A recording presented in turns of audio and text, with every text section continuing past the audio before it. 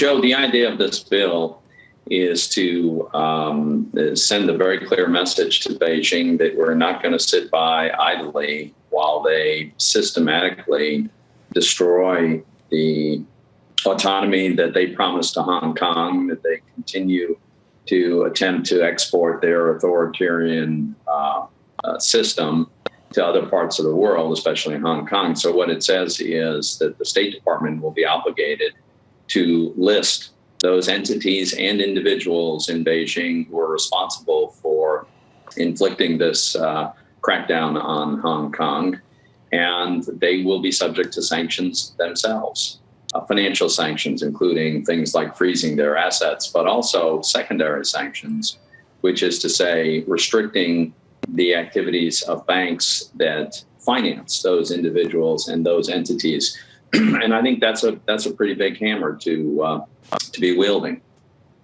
The comments that you've seen from the Secretary of State recently, where do you think we're going with that, the Trump administration, in addition to the steps that you just proposed? What else would that mean?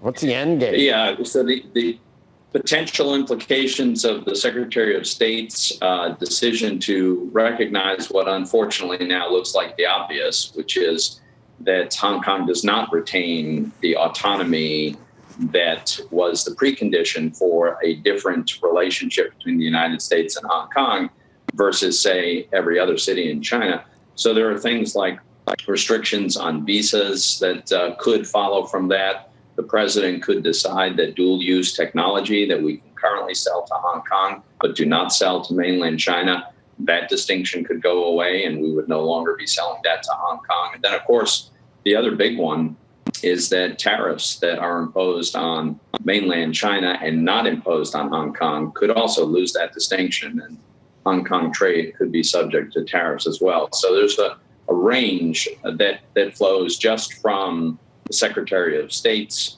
announcement and decision. The bill that I have with Senator Van Hollen would go in a different direction in addition. Can it get worse after COVID-19, our relations with China and the prospects for future trade deals? Can this can actually make things worse? And where does that take us? Are we? Yeah. Do we know we're going to? Very hard to say, Joe.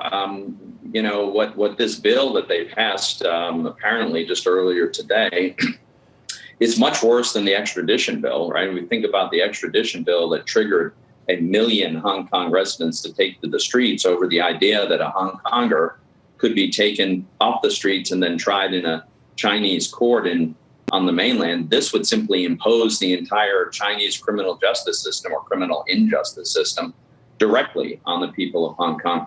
It's pretty essential, I think, that we respond to that. Are we in a bad place with China right now? Yeah, absolutely. This Chinese government has systematically lied about this virus. They have been cracking down, including arresting people simply for advocating for their democratic freedoms. And we shouldn't lose sight of the fact that they've imprisoned probably over 1 million of their own people in the western part of their own country, as well as attempting to exercise power and spread their power throughout South China Sea. So, yeah, I think we're in a bad place. What I'm hoping is that there are some voices within that regime. Obviously, it's not a democratic society, but there's still politics.